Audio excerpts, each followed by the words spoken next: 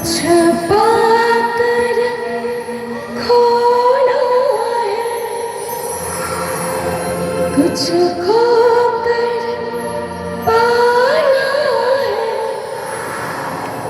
जीवन का मतलब तो आना न जाना है।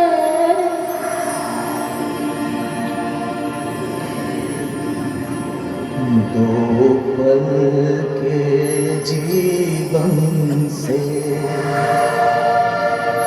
एक उम्र चुरानी है। जिंदगी और कुछ भी नहीं, तेरी मेरी कहानी है।